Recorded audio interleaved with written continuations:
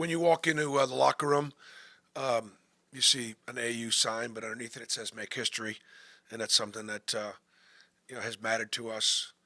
Um, and even though we're talking about making history, the history we're talking about is moving forward. But this is the first 1-2 matchup in the SEC that's ever happened. And I just don't think if you were trying to predict whether it would be who would be in that matchup, Kentucky certainly would be a school that would be in it. It'd be Kentucky and who else? Could it be Tennessee? Could it be Florida? Could it be Arkansas back in the day with Nolan Richardson? No.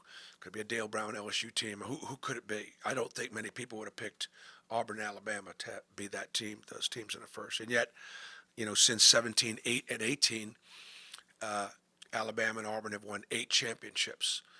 Um, and and so the championships of the SEC, I guess, over the last 8 years kind of run through the state of Alabama. What I remember about my last 1-2 game in Memphis in 2008 was that both what John Calipari was trying to do at Memphis and I was doing at Tennessee, trying to make our basketball programs relevant on a national stage. Um, just knowing that night with College Game Day present at the FedEx Forum, it was 1 versus 2 in Memphis, Tennessee, with 2 teams from Tennessee. And it's very similar now. And the thing I was proud about then was that it wasn't at Chapel Hill or Durham or Fog Allen or Poly Pavilion or up at Michigan State, or it was in the state of Tennessee. Same thing here. This game's in the state of Alabama, and obviously that's very very significant.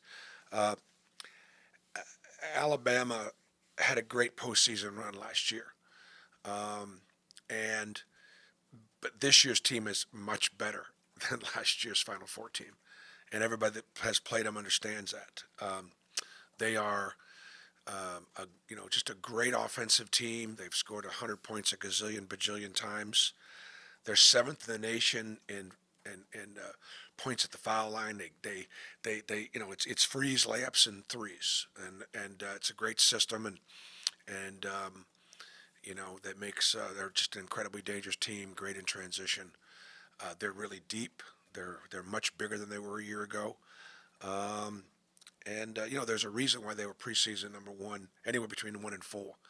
Um, and they've absolutely lived up to it. So we know that going there, we're going to have our best game of the year, our best effort of the year. Um, we feel better about ourselves having beaten Vanderbilt on the road, a place that they were 12-1 at, and had beat Tennessee and had beat Kentucky. So we hope to have a great preparation and looking forward to being on College Game Day once again. I think, and then you could also make an argument. We've hosted College Game Day 5 years in a row. Nobody in the country's done that yet, and so to be on it again this year is obviously something that we're looking forward to. You mentioned after Vanderbilt, the defense was going to have to carry you guys moving forward. Obviously, like you said, Alabama's prolific on offense. What's your message to the team getting ready for this? And I guess how do you go about it, knowing that you know Nate Oates and what he likes to do so well? Well, I think coming down the stretch now, look, defense and rebounding wins championships, and we're playing for championships now. After Saturday's game, I think there are only 6 more SEC regular season games left. Is that right? Yeah. Man. So obviously it's to get a 1 game lead and to be in first place. And our defense is going to have to be really really good. They just don't need any time or space to get those shots off. They shoot them from way behind the 3-point line with great efficiency. Their spread ball screen stuff makes it hard to protect the rim and protect that 3-point line. It's when it's running right, it's a beautiful thing. Bruce, you had mentioned a while back transition defense. Obviously, Bama is a team that's going to want to attack as much as possible. How do you feel like your guys have improved recently in that transition, and how much is that going to be under fire with the way Well, Bama plays? part of your transition is defense is not having a body on the floor. So if we go in, play off 1 foot, go in there, get fouled, or contact, and are on the ground, it's a 3-point shot. It's a 3 ball down the other end. So we have to stay on our feet. And we talk about being on fire in transition. We have played some teams that do like to play fast. The last couple teams we played, Oklahoma, Florida, Vanderbilt, were all three teams that did play faster paced. And this will be one of the fastest paced. Couple factors on that. We send guys to the offensive glass. They know that. They want to punish us for sending guys to the offensive glass. Get out and go. We start two centers, and they recognize that they want to make Dylan and Janai have to get up and on the floor and have it be a track meet. And the third thing is they'd rather, like every team, would rather score in transition and offense before a good defense gets set, and we've got a good defense. How do you think your team will deal with Aiden being on the other team? I mean, they know he left, but him and LeBaron are two guys who've been around here a bunch of times. What do you think that'll be like? Well, it'll be different in both cases because, we were the first to offer LeBaron when he was younger and, thought he was going to be a great player. We had a great relationship and I think we offered him a scholarship. I think for a while he has accepted a scholarship and then what do you call that when they don't take it? What's that word? It happens a lot. Decommit. No, I'm serious. That was a decommitted. So, but left on good terms and happy for him doing really well. And then, Aiden was a very popular player on our team. I mean, he's got great friends on our locker room, and I'm sure that's going to be, different. Playing against somebody that our guys had a great friendship with. I think things have worked out really well for both. Aiden's playing great. His confidence is up, and he's one of the most dangerous players coming off the bench in the SEC. And I'm happy for him. I'm happy that he's playing with such great confidence, and I'm not going to be happy for him when he's drilling him for 35 against us. But and I think things have worked out pretty well for Auburn too. That the guys that we brought in have helped us, and so I look at it as a win-win. Specifically with Aiden, when you're playing against a guy who's been in your program before, does that bring any challenges or advantages, just being around somebody who the guys are familiar with? Well, I mean, I'm sure there's great motivation on both sides, and Aiden has an understanding of how we guard and how we'll try to guard him, and I'm sure there's no question that he's going to want to beat Auburn, and obviously there'll be an edge. But like I said, I'm happy that he's playing well and he's in a great spot. Coach, you kind of opened with the significance, the history, the historicness of this matchup. 1-2 matchup, tickets going for $400 a pop. Game day is going to be there. Can you kind of put into words what it means to be a part of this movement, this growth of this rivalry and basketball in the state of Alabama? I just think it's great for the state, and if you look around the state, there are so many college teams that are in first place in the league that are coming out of South Alabama or not sure wherever, UAB or Troy or Samford or North Alabama. I mean, they're Jacksonville State. The college programs in our whole state are having great years. I do think there's a trickle down effect because the interest is higher in basketball, led by Auburn and Alabama over the last 7 or 8 years. So it's great to have that kind of visibility, and it's great for our players, and certainly for us, like. If you look at the list of teams that we've played and who we still have yet to play, how many teams have we already played that could be in the Final Four? I mean, you look at whether it be Purdue or Iowa State, Houston, in the non-conference are, all pretty good, all have a real good chance. They're all going to be 1, 2, 3 seeds, and then in our league, Tennessee, Florida, Alabama. We still got to play Texas A&M. We still got to play Kentucky. I mean, we've got, so it'll be we have played and we'll continue to play a bunch of teams that could be in the Final Four. It's the third year you've coached against Mark Sears now. Just from a game plan standpoint, what makes him so crafty and so difficult to stay in front of? Well, I sure wish he took our scholarship offer instead of Alabama's. He's a great competitor, one of the really hard worker. Most of the time when he steps on the floor, he's the best player on the floor, and his play is going to be really, really significant. And so I know he embraces the rivalry, and he's just an incredible winner. Coach, there's so much external conversation, as you'd expect, about this matchup for many reasons. I wonder internally how you guys are approaching it, and maybe what you've heard from the guys in terms of what they feel about this big opportunity. Well, I'll let you ask the guys how they feel, right? I mean, I'm sure they're just excited about it because it's the Iron Bowl. Excited about it because it's on College game day. Excited about it because this game is going to have implications for who's going to win the regular season championship and positioning to be a number one seed either in the SEC tournament or the NCAA tournament. There's a lot at stake. There's a lot riding on it. The preparation won't be any different than any other opponent. And I'm sure that'll be the case for Alabama. This is what we do. This is how we go about it. And it's been pretty successful so far. Coach, we've been looking at this game for a couple weeks now, but you guys still had to go on the road to Vanderbilt earlier this week. And, obviously they've had some good home wins. What did that tell you about your team, and did you learn anything new about your team?